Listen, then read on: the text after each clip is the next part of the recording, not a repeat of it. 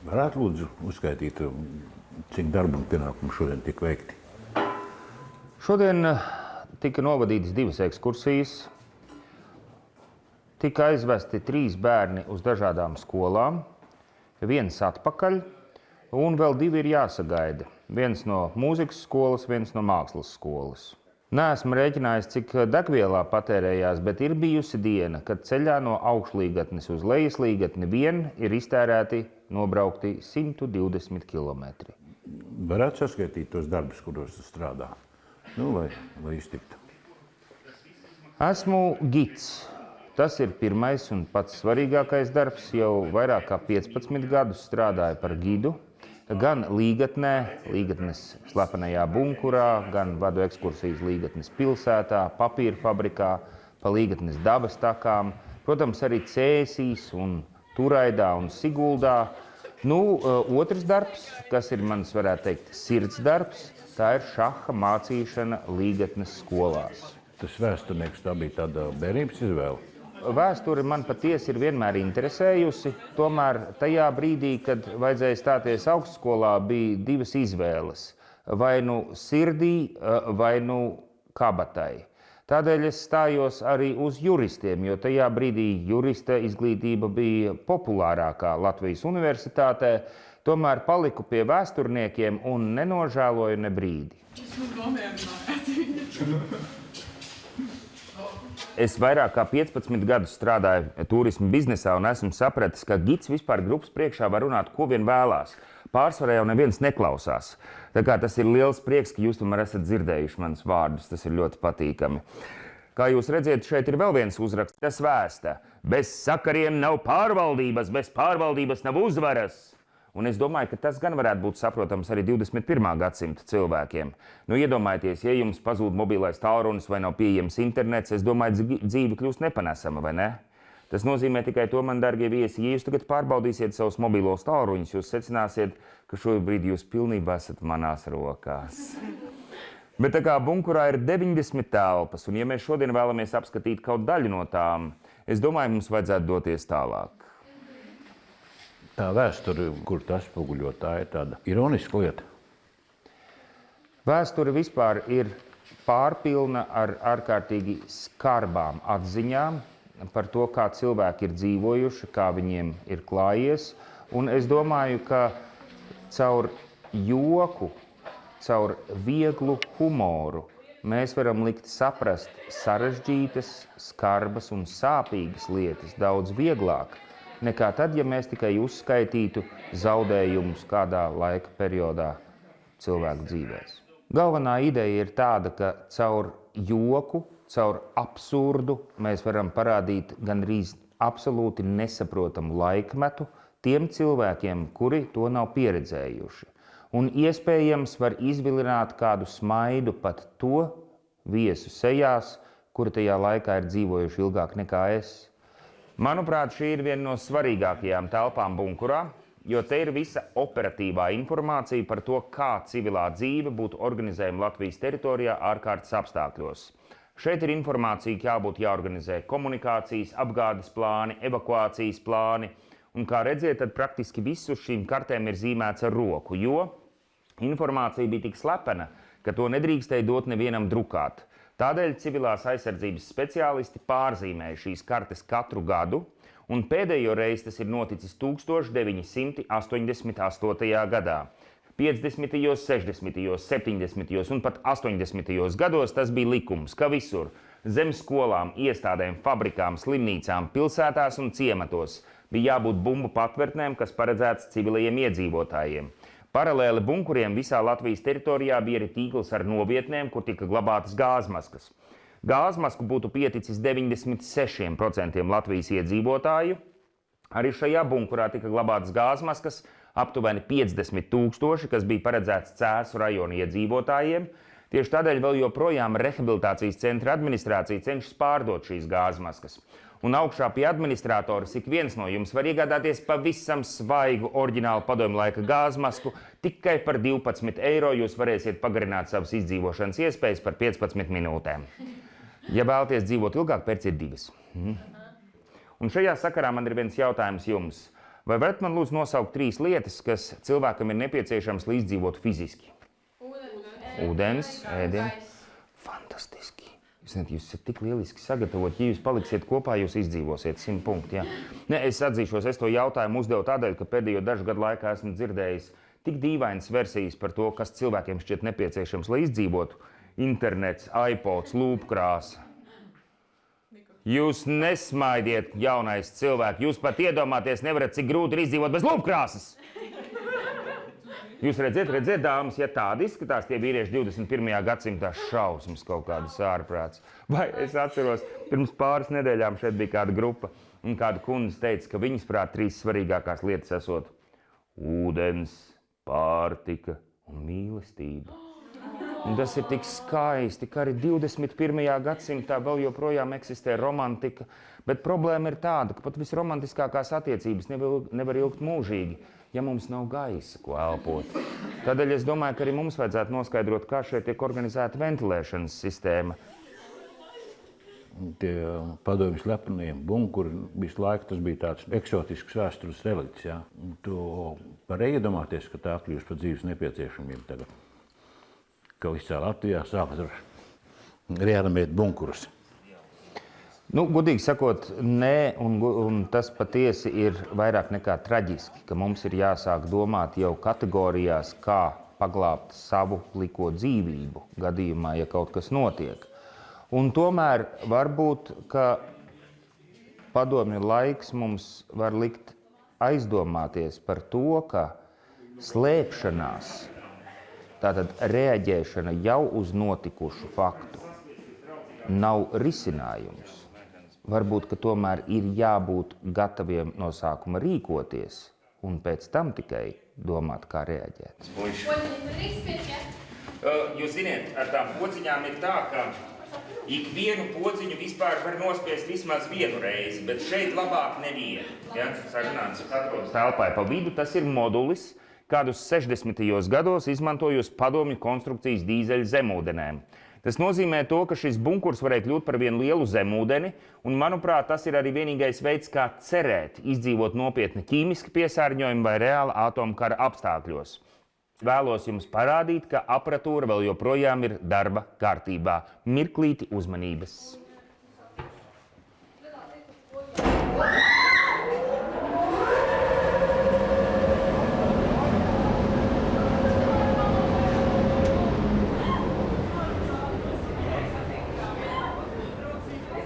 Es ļoti atvainojos, man dargie viesi, ka es nepabrīdināju, ka tas būs tik skanīgi, bet, ziniet, stāstot katru dienu vienu un to pašu vairākas reizes kļūst gaužām apnicīgi. Un šī ir vienīgā vieta, kur es varu gūt kādas pozitīvas emocijas, īpaši raugoties savu dārgo viesu sejās. Tā kā paldies liels jums par šīm emocijām, kuras man sniedzāt, tas ir gaužām laipni, un Jaunkundz, jūsu paliciens bija ārkārtīgi elegants. Un es ceru, ka tagad mums arī pietiks gaisa līdz ekskursijas beigām.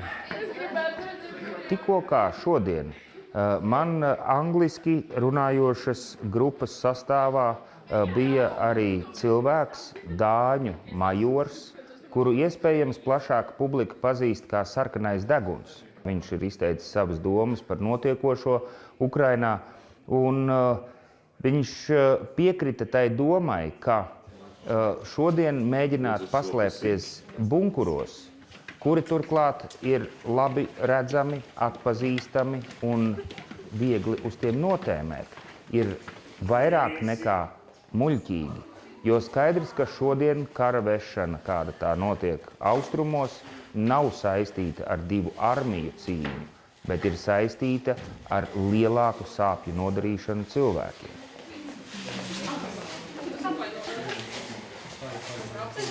Jā, protams. Tā. Tagad es zinu visu par jums. Es zinu, kas ir kas šajā grupā. Jo, protams, tie, kur savā dzīvē jau ir sasnieguši augstākās pozīcijas, kur kļuvuši par pašiem svarīgākiem pilsoņiem, viņi vienmēr tiecas piesēst pie centrālā galda.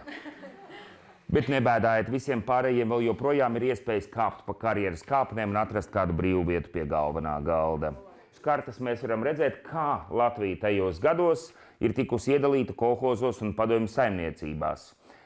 Man jaunie draugi, vai esat dzirdējuši tādu vārdu kolhozs? Ar ko nodarbojās cilvēki kolhozā? Neviens no jums veikalu plauktos nav redzējis pudeles ar uzrakstu Bauska salas, Tērbeta salas, vai ne? Neesat redzējuši, ja? Nu jā, protams. Protams, ka arī kolhozi bija dažādi. Bija bagātāki un netik bagāti kolhozi. Ja mēs dodam šī izaudzētajam produktam kaut kādu pievienoto vērtību, šī gadījumā, piemēram, tiek ražots kāds dzēriens, vienalga vai tas būtu veselības dzēriens, kas arī Bauskā tika ražots, vai alus, vai tā tālāk. Tas neapšaubāmi deva iespēju kolhozam kļūt bagātākam. Bet par ko es esmu pilnīgi pārliecināts, tad ik viens no jums veikala plauktos ir redzējis paciņas ar uzrakstu ādažu čipši, vai ne? Nu redz, veselīgi ēdāji, jūs esat malači, jā. Patiesi, ādažu kolhozā galvenais produkts, kas tika audzēts, bija kartupeļi. Un iegādājās no potenciālajiem ienaidniekiem no Rietumu Vācijas tehniku, ar kuru varēja sākt ražot pirmos klasiskos čipšus Padomju Savienībā. Tātad mēs redzam, ka zīmols, kurš ir radies vēl dziļos padomju laikos, arī šodien visnotaļ kalpo, lai ieinteresētu pircējus, vai ne? Mums ir pašiem savs Vladimirs Iļičs, kurš te ir ieradies jau brīvvalsts laikā, pēc tam, ka šeit bunkurā daļai tika filmēts televīzijas seriāls Likteņa līdumnieki. Un pēc tam neapšaubām šī vieta ir kļuvusi par populārāko fotografēšanās vietu. Aiziet, tā ir pavēle!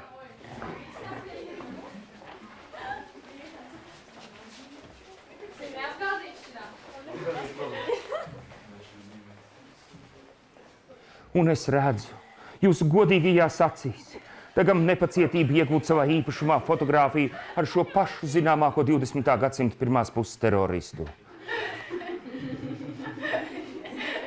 Biedri, jūs esat kadrā.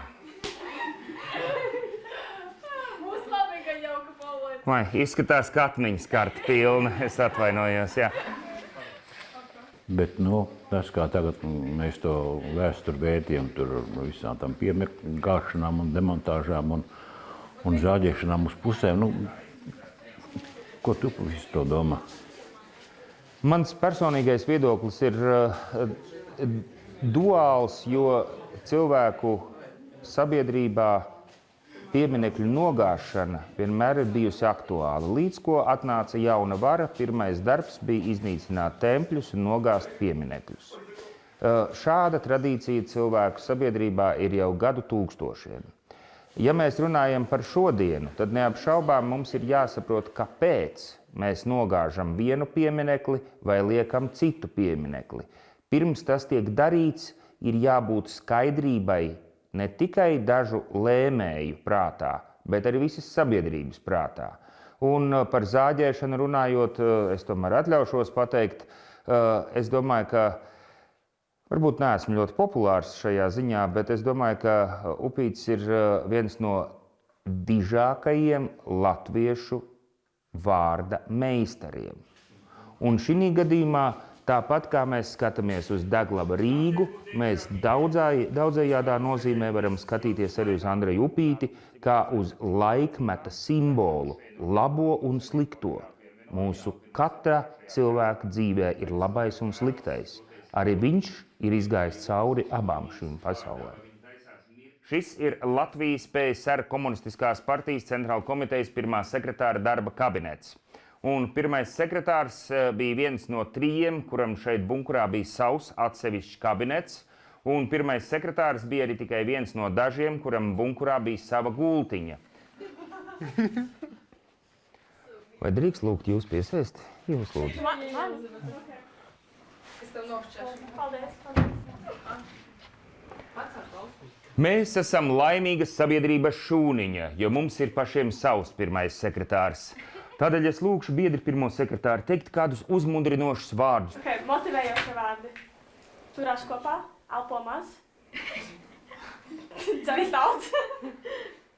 Ko dzer? Tas, kas ir. Urā!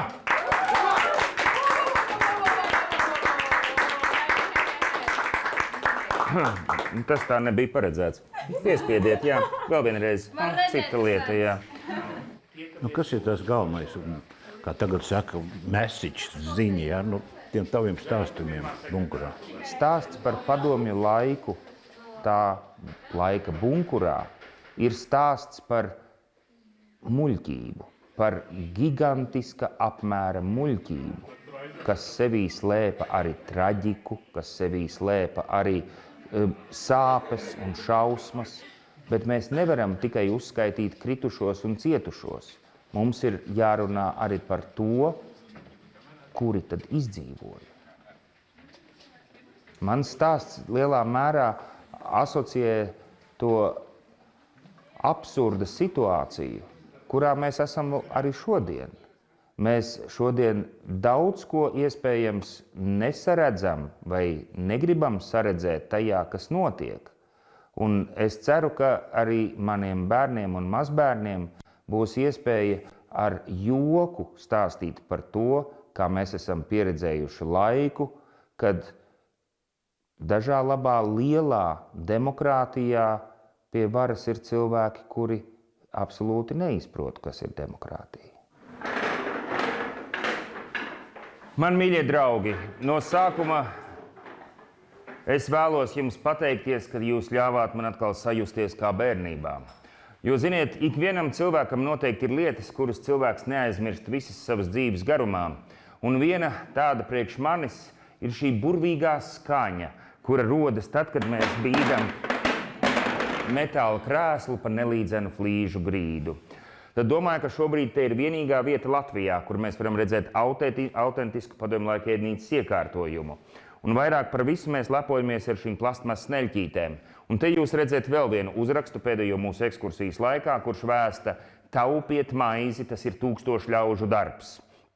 Un es domāju, ka šis ir vienīgais teksts, kurš būtu ne tikai saprotams, bet arī pielietojams mūsdienu modernā sabiedrībā.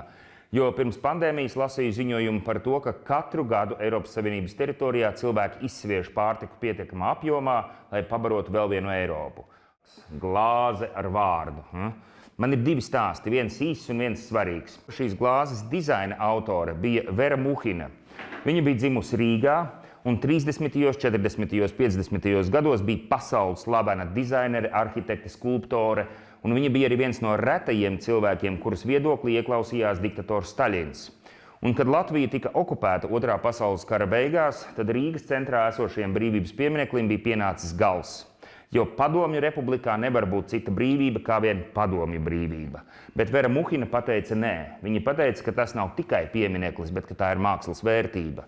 Šīs glāzes dizaina autori ir izglābusi iespējams svarīgāko pieminekli Latvijas vēsturē.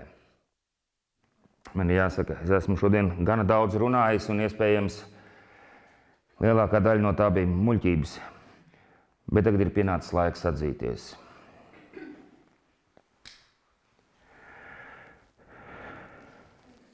Mums ir lielas problēmas. Es esmu aizmirsis, kur ir izeja. Paldies, ka atbraucāt, lai jums veiksmīga diena, un ja nu tomēr jums dzīvē atgadās kaut kas neparedzēts, tagad jūs vismaz ziniet ceļu uz pašu drošāko vietu Latvijā. Paldies!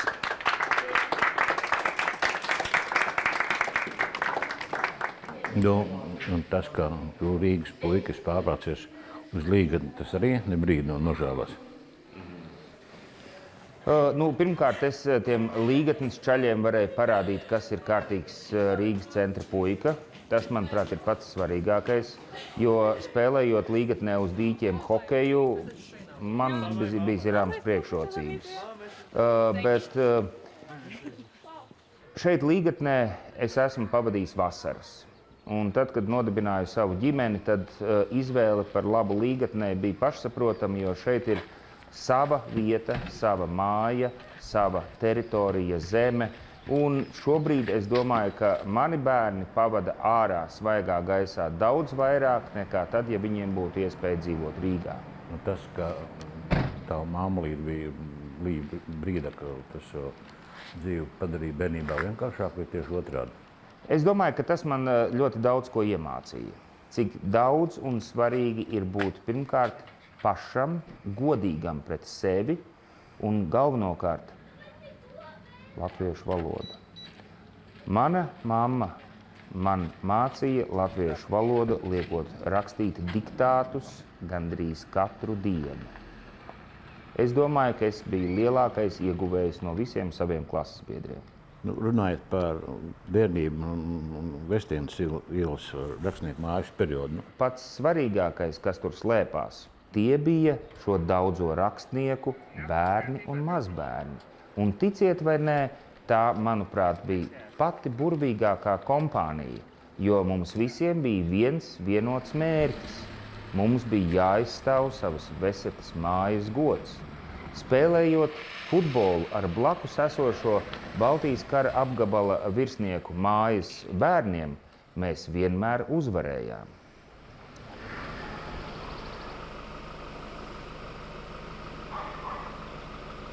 Kāpēc šahs? Kāpēc tas jāmāca maziem bērniem?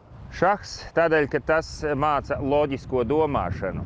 Tas māca saprast to, ka mūsu rīcībai var būt sekas. Un šahu spēlējot, šīs sekas nav tik traģiskas kā dzīvē. Šahu visticamāk, un nevis visticamāk, bet pilnīgi droši man iemācīja tēvs spēlēt. Bet tas bija vēl pirms skolas sākšanas. Jo atceros, kad tēvs ar māsu, manu vecāko māsu, spēlēja šahu, tad man jau bija skaidrs, kā pārvietojās figūras pa lauciņu. Un vēlāk tā bija viena no izklaidēm šeit pat Līgatnē vasarās studēt atklātnes, spēlēt pašam ar sevi un mēģināt saprast, kā tad ir domājuši lielmeistari. Dakša, tieši tā, dakša. Jo dakša nozīmē to, ka mēs vienlaicīgi apdraudam divas figūras, vai ne? Šahs turklāt, manuprāt, vissvarīgākais ir tādēļ, ka mums ir iespēja un pat vajadzība zaudēt. Tas, kurš ir zaudējis partiju un spēj novērtēt, kāpēc tas ir noticis, ir lielāks ieguvējs nekā tas, kurš partiju ir uzvarējis.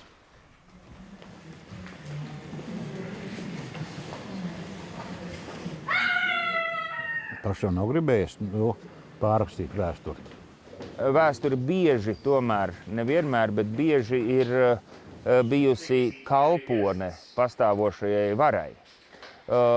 Tas, protams, lielākoties ir sastopams ne demokrātiskās valstīs, ne demokrātiskās sabiedrībās.